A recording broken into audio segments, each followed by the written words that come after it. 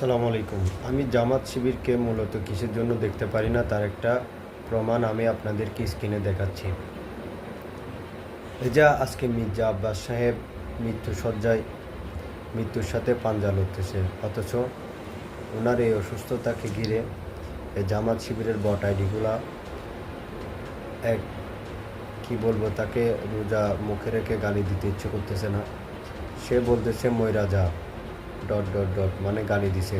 তারপরে বলতেছে যে আল্লাহ যেন এই অসুস্থতার জন্য তাকে আল্লাহর কাছে তুলে নেয়। বলে কোনো সুস্থ মানুষের মুখে বা কোনো একটা এই ব্যক্তিত্ববান মানুষ বা কোনো একটা শিক্ষিত মানুষের কথা হতে পারে?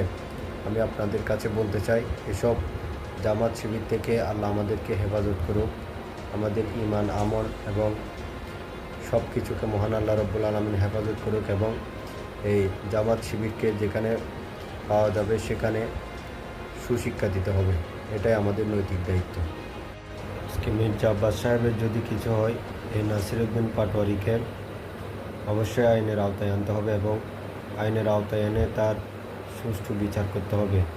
কারণ মির্জা আব্বাস সাহেব আমাদের বিএনপির প্রবীণ নেতা।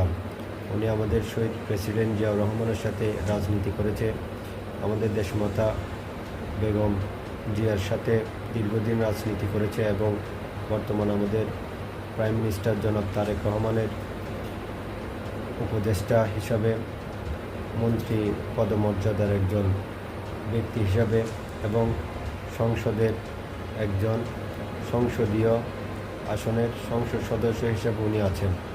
ওনাকে যেভাবে সাইবার বুলিং থেকে শুরু করে মানসিক যন্ত্রণা দিয়েছে এই নাসিরউদ্দিন পাটোয়ারি বেয়াদবকে অবশ্যই জবাবদিহিতা করতে হবে।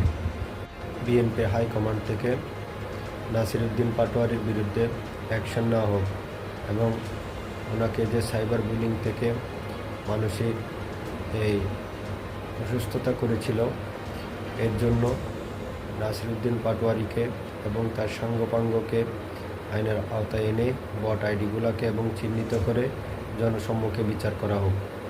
কেননা মির্জা আব্বাস সাহেব একজন প্রবীণ বিএনপির একজন প্রবীণ নেতা।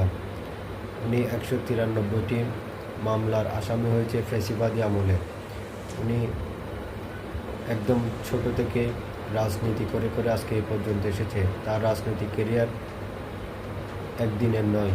আজকে টোকাই, রাস্তার টোকাই নাসিরউদ্দিন পাটোয়ারি, ওর রাজনৈতিক কেরিয়ার হয়তো বা 18 মাস কিংবা 2 বছর, 2 বছর আরও কম সময়ে এই রাস্তার টোকাই দ্বারা